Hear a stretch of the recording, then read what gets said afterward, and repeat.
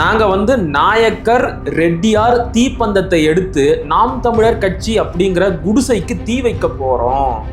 விஜயநகரத்தின் பேர்ல நேரடியா நடக்கல, திராவிடத்தின் பேர்ல நடக்கிறது விஜயநகர ஆட்சி தானே நடக்குது. கண்டிப்பா தெலுங்கர்களின் ஆட்சி தானே நடக்குது. உங்க ஆட்சி நடக்குது, உங்க ஆட்சியில தான் நீங்க வந்து அதிகாரத்தை செலுத்திக்கிட்டீங்க. அதனாலதான் நீ வெளியே உட்காந்து இப்படி பேசிக்கிட்டு இருக்க. சொல்லுங்க. சீமானுக்கு போன் பண்றான். போன் பண்ணி அந்த உரையாடல் நிறைய சீமானுக்கு போன் பண்ணி மிரட்டல் வந்திருக்கும். ஆனா அதுல அந்த உரையாடல் வந்து ரொம்ப முக்கியமானது. அவன் என்ன சொல்றான்னா, 50 வருஷம் எல்லாரும் அமைதியா தானே இருந்தாங்க, நீ எதுக்கு இதை வந்து இப்போ புதுசா இது பண்ணிட்ட அப்படிங்கிற. வெங்காயம், நீ இதை வந்து தெலுங்குல எழுது, கன்னடத்துல எழுது, உன் தாய்மொழியில எழுது. நீ தமிழனை திட்டுறதுக்கு தமிழை தாண்ட பேசுற, தமிழை தாண்ட நக்கி பொழைச்சிக்கிட்டு இருக்கீங்க. கரெக்ட். தமிழை பேசி தாண்ட பிச்சை எடுத்து வாழ்ந்துட்டு இருக்கீங்க. தமிழ்கிட்ட ஓட்டு வாங்கி பிச்சை எடுத்து தாண்ட வாழ்ந்துட்டு இருக்கீங்க. இந்த திருமாவளவன் இருக்கிற வரைக்கும் திராவிடத்துக்கு ஒரு ஆபத்து வர விடமாட்டான், திராவிடம் என்பது திமுக அல்ல அப்படின்லாம் நீங்க தான் பேசுறீங்க. அப்போ திராவிட இனத்துக்காக நீங்க தான் சார் பேசணும். நீங்க தான் திராவிட இன எழுச்சி, தமிழ் இன எழுச்சியை தமிழர் தேசிய அரசியல் பேசக்கூடியவர்கள் பார்த்துக்கிடுவாங்க. நெற்றிக்கண் வலையொலி உறவுகளுக்கு வணக்கம். உங்களுடைய அன்பாலையும் ஆதரவாலையும் தான் நம்முடைய வலையொலி தொடர்ந்து இயங்கிட்டு இருக்கு. அதனால சேனலை புதுசா பார்க்குற உறவுகள் சப்ஸ்கிரைப் பண்ணிட்டு காணொலியை பாருங்க. காணொலிகள் பிடிச்சிருந்தா லைக் பண்ணுங்க, ஷேர் பண்ணுங்க, கமெண்ட்டும் பண்ணுங்க. இப்போ வாங்க காணொலிக்குள்ள போகலாம். நெற்றிக்கண் வலையொலி உறவுகளுக்கு வணக்கம். இன்றைய அரசியல் உரையாடலில் நாம் சந்திக்க போகும் ஆளுமை மூத்த பத்திரிகையாளர் அண்ணன் கார்ட்டூனிஸ்ட் பாலா அவர்கள். வாருங்கள், அவருடன் பேசலாம். அண்ணே வணக்கம். வணக்கம். நலமா? நலம். நீங்க எப்படி இருக்கீங்க? ரொம்ப நல்லா இருக்கிறேன். போன வாரமா இல்ல அதுக்கும் முந்தியான்னு தெரியல, ஒரு நபர் வந்து பேசினாரு, தமிழ்நாட்டுல தமிழ் தேசியம் எல்லாம் எடுபடாது, நாங்க வந்து விஜயநகர பேரரசை நிறுவி காட்டட்டுமா அப்படின்னு பேசினாரு. நீங்க கூட அதை கண்டிச்சு பேசியிருந்தீங்க. இப்ப அதே நபர் மறுபடியும் சொல்றாரு, நாங்க வந்து நாயக்கர் ரெட்டியார் தீப்பந்தத்தை எடுத்து நாம் தமிழர் கட்சி அப்படிங்கிற குடிசைக்கு தீ வைக்க போறோம் அப்படின்னு பேசியிருக்கிறாரு. எப்படி பாக்குறீங்க? இதை எப்படி நீங்க எப்படி பாக்குறீங்கன்னு நீங்க கேக்குறீங்க. இதை எப்படி பதில் சொல்றதுன்னு நான் இந்த லட்சம்ல தமிழர்களுடைய நிலைமை இருக்கு. தமிழ்நாட்டுல இருந்துகிட்டு, தமிழர்களுக்கு மத்தியில இருந்துகிட்டு இப்படி பேசுறாங்க. நாம எல்லாம் வந்து இப்படி உட்கார்ந்து பேசுற அளவுக்கு கேவலமா இருக்கும் அப்படிங்கிறது தான். இதை இந்த அளவுக்காவது நம்ம எதிர்ப்புகளை தெரிவிக்கிறதுக்கு விட்டு வச்சிருக்காங்களே, அந்த வகையில ஜனநாயக தன்மையோட இருக்காங்க அப்படின்னு இப்ப நம்ம அவங்களுக்கு பாராட்டு விழா நடத்தணும். சரி, தமிழ்நாட்டுல தமிழர்களுடைய நிலை இவ்வளவு மோசமா இருக்குங்கிறதுக்கு இந்த நபர்கள் மாதிரியான ஆள்களுடைய பேச்சுகள் தான் இருந்தது. இது 2009 அப்புறமே வந்து தமிழ் தேசிய இனத்துடைய இந்த நாங்கள் திராவிடர்கள் இல்லை, நாங்கள் தமிழர்கள்ங்கிற எண்ணம் தமிழர்களுக்கு வந்த பிறகு இந்த கூட்டத்துக்கு, விஜயநகர கூட்டத்துக்கு அவர்களுடைய வாரிசுகள், வாழேந்தும் வாரிசுகளுக்கு வந்து இந்த பதட்டம் வந்துடுச்சு. அந்த பதட்டத்தின் வெளிப்பாடாக தான் இந்த மாதிரியான கொந்தளிப்புகள். இது ஒருத்தன் வந்து இந்த இடத்துல அதை சொல்லணும். சொல்லுங்க. ஒருத்தன் சீமானுக்கு போன் பண்றான். போன் பண்ணி அந்த உரையாடல் நிறைய சீமானுக்கு போன் பண்ணி மிரட்டல் வந்திருக்கும். ஆனா அதுல அந்த உரையாடல் வந்து ரொம்ப முக்கியமானது. அவன் என்ன சொல்றான்னா, 50 வருஷம் எல்லாரும் அமைதியா தானே இருந்தாங்க, நீ எதுக்கு இதை வந்து இப்போ புதுசா இது பண்ற அப்படிங்கிற. எனக்கு அதான் யோசிச்சு அந்த உரையாடலை திரும்ப திரும்ப கேட்டுக்கிட்டே இருந்தேன். இவன் ஏன் சீமானுக்கு வந்து இந்த வார்த்தையை சொல்றான் அப்படின்ட்டு. அப்போ 50 ஆண்டுகளாக வந்து திராவிடத்தை வந்து ஏற்றுக்கிட்ட தமிழர்கள் அதுக்கு மாறா சிந்திக்கலை.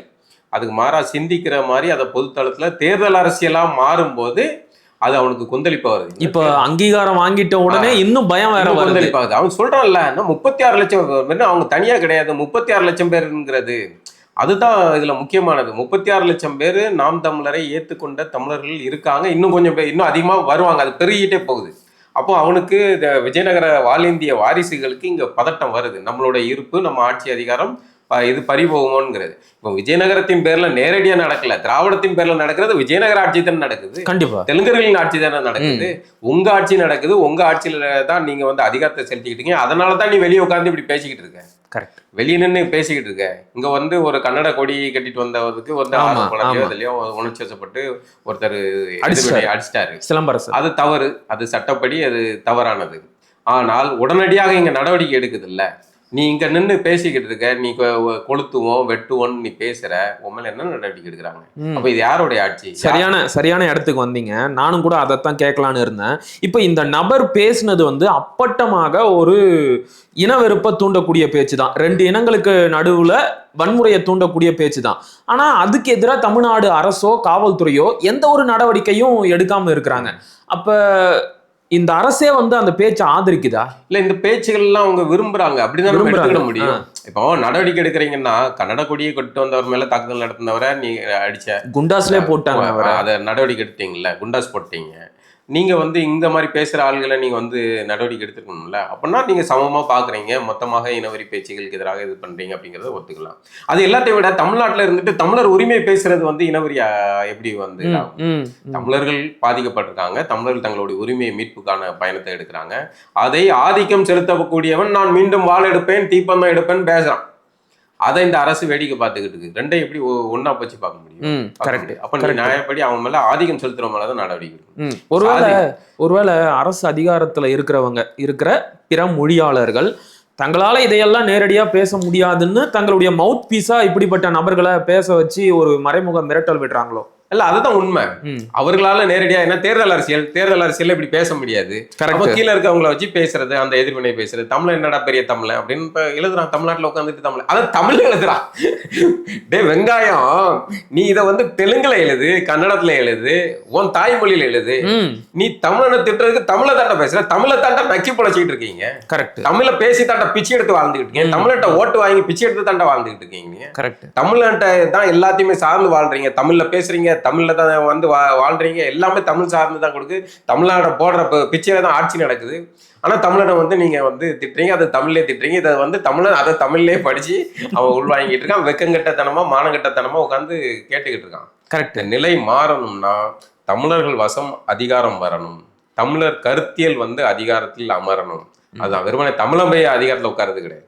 தமிழ் தேசிய கருத்தியல் அரசியல், அந்த அரசியல் புரிதலோடு இருக்கிறவர்கள்ட்ட அதிகாரம் போகும்போது இது மாறும். நம்ம அதுக்காக வந்து இங்க இருக்கிற பெருமொழியினருக்கு எதிராகவோ அவர்கள் மீது வந்து ஒடுக்குமுறை செய்யும் போது இந்த தமிழ் இனத்துக்கு எதிராக நம்ம நிற்போம். அதுதான் சரியா இருக்க முடியும். பாதிக்கப்படுபவன் பக்கத்துல தான் நிற்கணும். அதான் இதா இருக்கும். ஆதிக்கம் செலுத்துபவன் பக்கம் என்னன்னு, அவன் பச்சை தமிழனா இருந்தாலும் சரி, வெங்காய தமிழனா இருந்தாலும் சரி, அவன் பக்கத்துல நிற்க முடியாது. ஆனால் இங்கு வந்து தமிழினத்துக்கு அநீதி நடக்குது, தமிழ் மறைமுகமாக ஒடுக்கப்படுகிறது, தமிழர்கள்ட்ட அதிகாரம் இல்லை. இதையெல்லாம் மீட்டுருவாக்கம் செய்யறதுக்கான ஒரு அரசியல் அமைப்பு ஒரு வேலை நடக்கும்போது அதை நீ எவ்வளவு ஆதிக்கத்தோட பேசுற, இந்த நிலத்துல நின்றுகிட்டே பேசுற அப்படின்னா உன்னுடைய அரசியல் எது நேரம் அதுதான் சொல்றான்ல. நாங்க விஜயநகரத்தின் வாரிசுகள் வாழ் எழுந்துவோம் அப்படிங்கிறான், இப்ப நெருப்பு வைப்போம்ங்கிறான். அப்ப நம்ம வேடிக்கை பார்த்துக்கிட்டு தான். இப்ப ஒரு படி மேலேயே போயிட்டாங்கன்னு நினைக்கிறேன். 3 நாட்களுக்கு முன்னாடி தமிழ்நாடு அரசு சார்பாகவே ஒரு அறிவிப்பு வந்துச்சு. தமிழ்நாட்டில் இருக்கும் மொழி சிறுபான்மையினர் இனி கட்டாயமாக தமிழ் படிக்க தேவையில்லை அப்படிங்கிற ஒரு சட்டத்தையும் கொண்டு வந்துட்டாங்க. அதாவது தமிழ்நாட்டில் தான் இருக்கிறோம், ஆனா நாங்க தமிழ் படிக்க மாட்டோம்.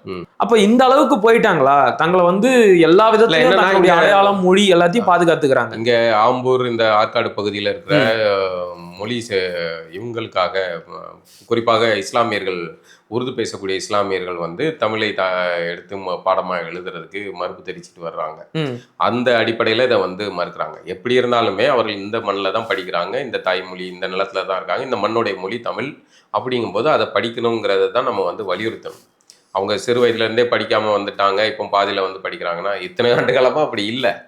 அப்போ நீங்கள் வந்து மீண்டும் அவர்களை வந்து ஒழுங்காக நம்ம மதிப்பெண்ணில் கொஞ்சம் சலுகை கொடுக்கலாம், பிறமொழியினர் அப்படிங்கிறதுனால கொஞ்சம் சலுகை கொடுக்கலாம் வெளியே. அதை எழுதாமலே நீங்கள் ஒரு தேர்வு எழுதி பாஸ் ஆகுறதுங்கிறது எப்படி ஏற்றுக்க முடியும்? கரெக்ட். அப்போ இங்கே வந்து தமிழ்நாட்டில் தமிழர்களுக்கான ஆட்சி இல்லை அப்படிங்கிறது தானே. நம்ம யாரையுமே நம்ம மொழியை படி அப்படின்னு கட்டாயப்படுத்தலை. இந்த நிலத்துல இருக்க, நான் வேற ஒரு மகாராஷ்டிரா போறேன்னா அங்கே மும்பையில் வசிக்கக்கூடிய தமிழர்கள் மராத்தி கற்றுக்குறாங்க, மராத்தி தானே படிக்கிறாங்க, கட்டாயமா இருக்குல்ல. அப்ப இங்க ஏன் இல்ல, இங்க எப்படி அது சலுகை வருது? அப்ப மும்மொழி கொள்கையை நீங்க ஏத்துக்கிறீங்களா?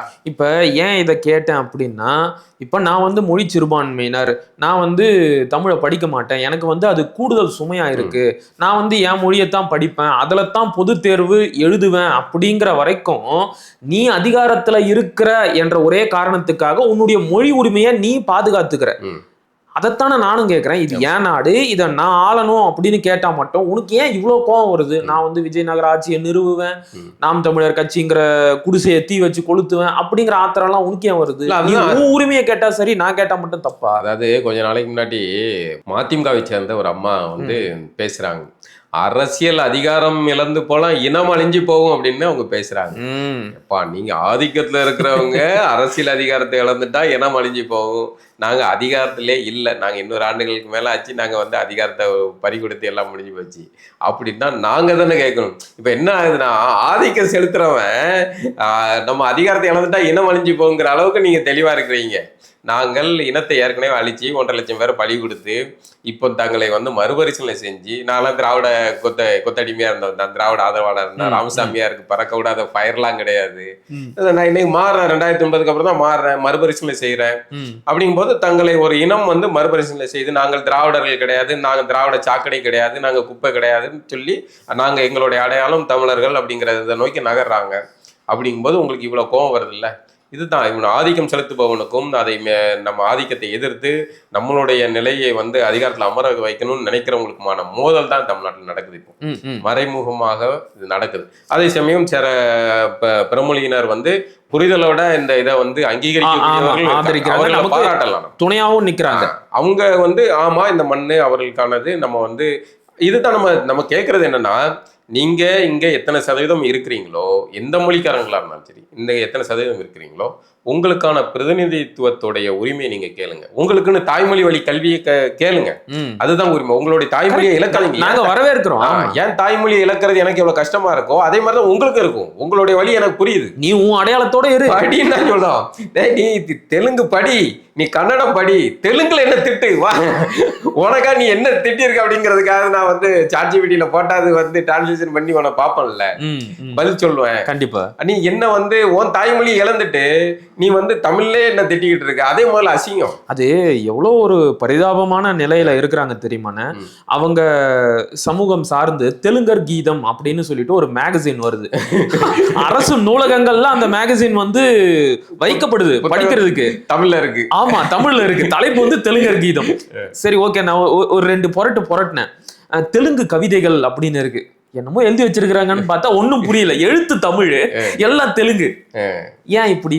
நீங்க தெலுங்கு படிங்க. இல்ல, இது வந்து நம்ம வந்து உண்மையில அவர்களுக்காக வருத்தப்படாத, தெலுங்கர்களுக்காக வருத்தப்படும். அதுதான் வந்து நீங்க உங்க தாய்மொழியை இழந்துடாதீங்க. தேவையில்லாம இந்த அரசியல் அதிகாரத்தின் பேர்ல இது ஆட்சி வரும் போகும் மாறும். ஆனால் இதற்காக நீங்க வந்து உங்களுடைய தாய்மொழி இழந்துற, ஏற்கனவே நீங்க வந்து ஒரு தொகை ஆட்கள் வந்து இழந்துட்டீங்க. ஒரு தலைமுறை 2 தலைமுறையா வந்து நீங்க இழந்துட்டீங்க. வெறுமனே வீட்டுல பேச்சு மொழியா இருக்கு உங்ககிட்ட. நீங்க அப்படிலாம் இருக்காதீங்க. உங்க தாய்மொழியை சுத்தமா சுந்தர தெலுங்காக நீங்க பேசி பழகுங்கள், படித்து பழகுங்கள், இலக்கணம் சுத்தமா தெரிஞ்சுக்காங்க. மதிப்பு நம்ம அண்ணன் தம்பியா இருப்போம். என்ன ஆயிரப்போது, நீங்க தெலுங்கர் நான் தமிழர், என்ன ஆயிரப்போது, நல்லது கெட்டல கலந்துக்கிடும். நீங்க தெலுங்கர்னு நான் உங்களை மதிக்கிறேன், நீங்க தமிழர்னு என்ன மதிங்க, ஒரு குறையும் இல்லையே. எதுக்கு இந்த திராவிட வெங்காயம் நமக்கு ஊடையில? கரெக்ட். அப்ப நீங்க எங்களை ஆள்றதுக்காக உங்களுக்கு இந்த திராவிட முகமொழி தேவைப்படுது. அது இல்ல, அதுக்கு பிரச்சனை வருதுன்னா விஜயநகர வாழை ஏந்துவோம், தீப்பந்தம் ஏந்துவோம்னு பேசுறீங்க. இது ஒரு காலமும் அனுமதிக்க முடியாது. சரிண்ணா, இப்ப ஒரு பக்கம் பிற மொழியாளர்கள் இன்னைக்கு தமிழ் தேசியத்தையும் ஒரு தமிழ் தேசிய கட்சியையும் நேரடியா எதிர்க்கக்கூடிய நிலைமைக்கு வந்துட்டாங்க.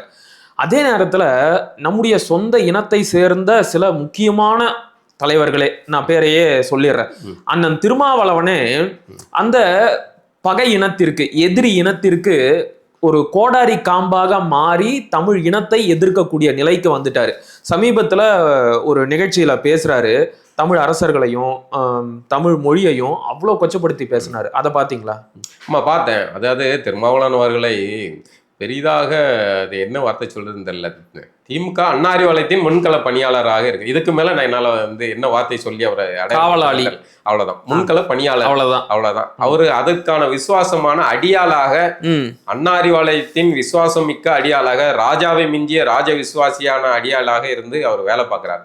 மன்னர்களை எதிர்ப்பவர்கள் என்பது மொத்தமாக மன்னராட்சி, மொத்தமாக ஜனநாயகத்துக்கு எதிரானது அப்படின்னு பேசலாம். ஒவ்வொரு காலகட்டத்திலையும் ஒரு ஆட்சி முறை வந்துகிட்டே இருக்கும். மன்னர் ஆட்சி அவங்க இருந்தாங்க, அவர்களுக்கு இருந்த காலத்துல இருந்த புரிதலும் அந்த நிலைப்பாடும் அன்றைய சூழல் இருந்த நிலை, இதெல்லாம் வச்சு அந்த அவர்களை எதிர்கொள்ள வேண்டிய தேவை இருக்கு. எதிரி நாட்டு மன்னன் வரும்போது அவன் வந்து இங்க உட்காந்து மொழி சார்ந்த ஆராய்ச்சி பண்ணிக்கிட்டு இருக்கோம். அப்போ வாழை எடு போடுறா அப்படின்னா கிளம்பணும். அந்த சூழல் அப்போ போய் நீங்க ஜனநாயகம் இல்லை, அவன் வந்து இது இல்லை, ஜீவகாரண்யம் இல்லை, பாருங்கள் ஒருவரை வந்து எப்படி குத்தி தூக்கி இருக்கிறார் அப்படின்னு பேச முடியாது. அவன் நான் குத்தலைன்னா அவன் குத்திடுவான். அதுதான் அது கரெக்ட். இன்றைக்கு நம்ம அதுக்கப்புறம் வர்றது ஜனநாயக ஆட்சி நடக்குது. இன்னைக்கு நீங்க வந்து அவர்களை பேசிக்கிட்டே வந்து இது பண்றது இருக்குல்ல, அப்படியே பேசுறதா இருந்தா நீங்க விஜயநகர ஆட்சியையும் பேசணும். நாயக்க மன்னர்களை பத்தியும் பேசுறாரு. கரெக்டா அந்த இடம் வரும்போது அப்படியே மியூட் ஆயிடுறாரு. ஏன் மன்னர்களுக்குன்னு சில புத்தி இருக்கு. அதுக்காக நம்ம மன்னராட்சியை வந்து சிலாய்ச்சிக்கிட்டு இருக்க முடியாது. மன்னராட்சிகள்ல சில தவறுகள் இருக்கும், மன்னராட்சிகள்ல நல்ல விஷயங்கள் இருக்கும்.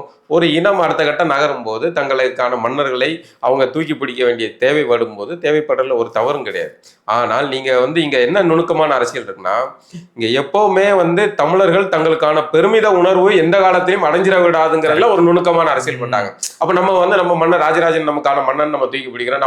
நான் பாண்டிய தேசத்தை சேர்ந்தோம், நான் எங்களுடைய பாண்டிய மன்னர் உடனே போடு, நீ உங்க பாண்டியனை கொண்டாட்டியா போடு, உடனே அவனுக்கு என்ன டேமேஜ் பண்றது மறந்தும் கூட விஜயநகரமோ திருமலை நாயக்கர் குறித்தோ வந்து இவர்களால வந்து அதாவது தமிழர்களை வந்து ஒரு குற்ற உணர்விலேயே வச்சிருக்கணும். அப்பதான் வந்து பிற மொழியாளர்கள் வந்து உங்களுக்கு ஜட்டி போட்டு விட்டது படிக்க வச்சது எல்லாமே நாங்க தண்டா, நீங்களாம் ஒண்ணுமே இல்லை, உங்களுக்கு வள்ளுவம் கிடையாது, ஔவையார் கிடையாது, ஒண்ணும் கிடையாது, நீங்க படிச்சு வந்ததே கிடையாது.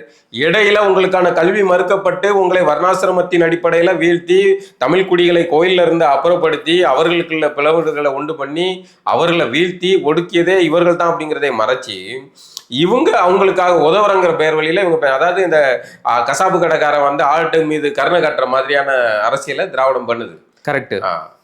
இப்ப அவரு பேசும்போது இன்னொரு செய்தியையும் சுட்டி காட்டுறாரு. தமிழ் அரசர்கள் பேரு ஏதாச்சும் தமிழ்ல இருக்கா? ராஜராஜன் என்பது தமிழ் பெயரா? ராஜேந்திரன் என்பது தமிழ் பெயரா அப்படின்னு கேக்குறாரு. இந்த தமிழ் அரசர்களால தான் தமிழ் கலாச்சாரமே அழிஞ்சு போச்சு அப்படின்னு ரொம்ப கடுமையா பேசியிருக்கிறாரு. இந்த இடத்துல நமக்கு ஒரு கேள்வி வருது.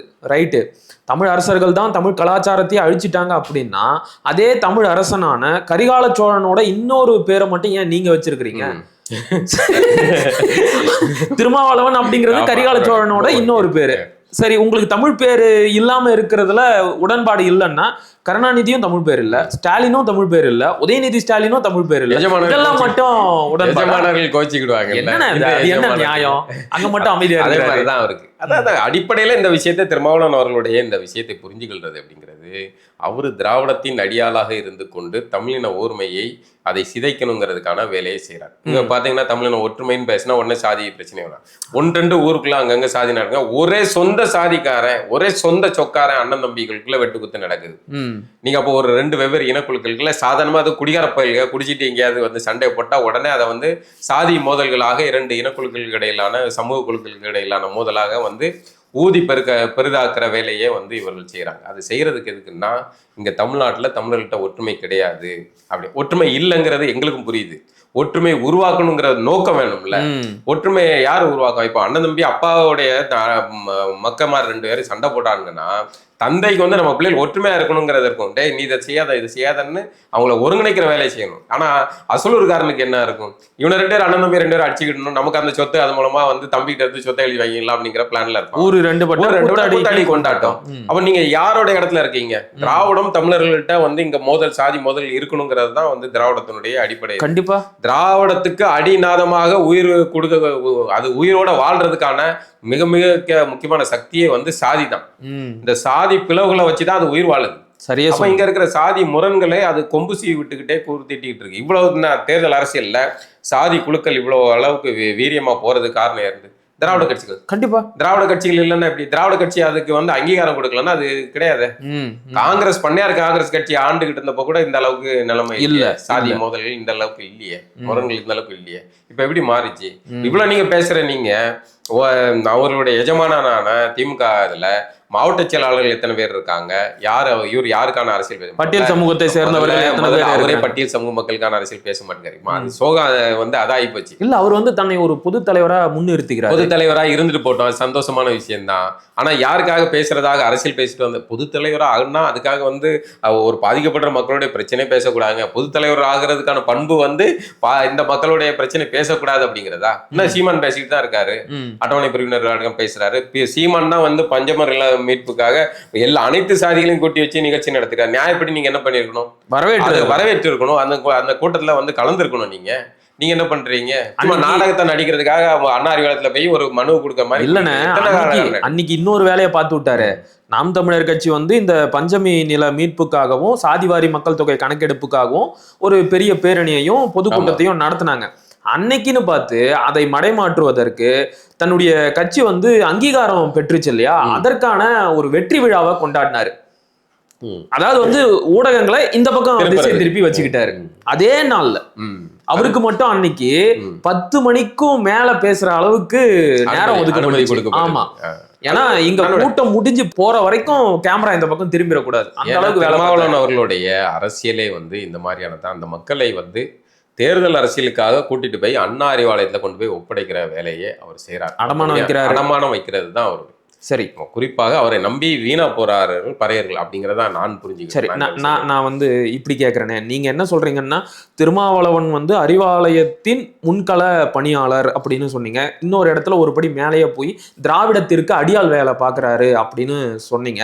ஆனா திருமாவளவன் வந்து அதே மேடையில இன்னொரு செய்தியையும் சுட்டி காட்டினாரு. நான் வந்து தமிழ் தேசிய எழுச்சி மாநாடு நடத்த போறேன் அப்படிங்கிறாரு. இப்ப திராவிடத்திற்கு அடியால் வேலை பார்க்கிற ஒருத்தர் தமிழ் தேசிய எழுச்சி மாநாடு எப்படி நடத்த முடியும்? உங்களுடைய என்ன நடத்தணும்னா திராவிட எழுச்சி மாநாடு நடத்தணும். நீங்க அதுதான் நடத்தும். நீங்க பேசுறது திராவிடம், இந்த திருமாவளவன் இருக்கிற வரைக்கும் திராவிடத்துக்கு ஒரு ஆபத்து வர விடமாட்டான், திராவிடம் என்பது திமுக அல்ல அப்படின்லாம் நீங்க தான் பேசுறீங்க. அப்போ திராவிட இனத்துக்காக நீங்க தான் சார் பேசணும். நீங்க தான் திராவிட இன எழுச்சி, தமிழ் இன எழுச்சியே தமிழர் தேசிய அரசியல் பேசக்கூடியவர்கள் பார்த்துக்கிடுவாங்க. நீங்க திராவிடத்தை தூக்கி பிடிக்கிறவங்க. நீங்க இது இந்த கேவலமான அரசியல் எதுனா, அந்த கி வீரமணின்னு ஒரு ஆள் இருக்காருல்ல, மானமீகத்துக்கு முன்னாடி பேர் போட்டு வச்சுட்டு இருப்பாருல்ல, அவர் வந்து தமிழர் தலைவர்னு வைக்காருங்க. நம்ம பொங்கல்ல வந்து திராவிட திருநாள்னு கொண்டாடுற அளவுக்கு வன்மம் பிடித்த நபர் தமிழர் தலைவர் வைக்க. நீ திராவிட தலைவர் வையே, திராவிடங்களுக்கு தானே தலைவன், திராவிட தலைவர் வை, எதுக்கு தமிழர் தலைவர் வைக்க? இப்படியே மானகட்ட பொழப்பு பொழைச்சிக்கிட்டு இருக்கு. பேரை மட்டும் மானமிகன்னு வச்சுக்கிட்டு இருக்கு. இதே வரிசையில தான் திருமாவளவன். நீங்க திராவிட இன எழுச்சி மாநாடு நடத்துங்க, அது சரி. ஏன்னா நீங்க ஒரு காலத்துல பேசினீங்க, தமிழ் தேசிய அரசியல் தான் பேசினீங்க. இப்ப நம்மளும் பேசுறதெல்லாம் ஒண்ணுமே இல்லை, பேசி வந்தீங்க. இன்னைக்கு உங்களுக்கு வந்து அண்ணா அறிவாலயத்துல செட்டில் ஆயிட்டீங்க. உங்களோட இலக்கு முடிஞ்சு போச்சு, 2 சீட்ல முடிஞ்சு போச்சு. அதோட உங்களோட வாழ்தல் போதும் அப்படின்னு நீங்க நினைக்கிறீங்க. இந்த வாட்டி வந்து 2 இலக்கத்துல சீட்டு கேட்க போறாரா? அதனாலதான் வந்து தன்னை எதிர்க்கின்ற சீமானை வந்து டேக்கிள் பண்றதுக்காக நீ வந்து ஒரு தமிழ் தேசியம் பேசு, தமிழ் தேசிய எழுச்சி மாநாடு நடத்த. அது எப்படி? அது நம்பகத்தன்மை போய் அது முடிஞ்சு போச்சு. அவர் 2009 அவர் மீதான நம்பகத்தன்மை போச்சு. அவர் யார முத்துக்குமார் ஊர்வலத்திலே நாங்க அதை பார்த்தோம். நான் கண் முன்னாடி பார்த்தோம் அந்த காலத்தை. பலரும் சொல்லி இருக்கிறேன். ஆமா, நான் அதை நேரடியாக பார்த்தவன். அப்போவே இருந்து நான் இவரை வந்து விமர்சிச்சுக்கிட்டு தான் இருக்கேன். அவர் மீதான நம்பகத்தன்மை போயிடுச்சு. இனிமே வந்து அவர் வந்து தனக்கு மேல வந்து லிப்ஸ்டிக் பூசினாலும் சரி, பெயிண்ட் அடிச்சாலும் சரி, அது பளவளக்க போறது கிடையாது. இன்னொரு செய்தி வந்துச்சு, நான் வந்து அதை உறுதிப்படுத்தல, இருந்தாலும் உங்க கூட பகிர்ந்துக்கிறேன்.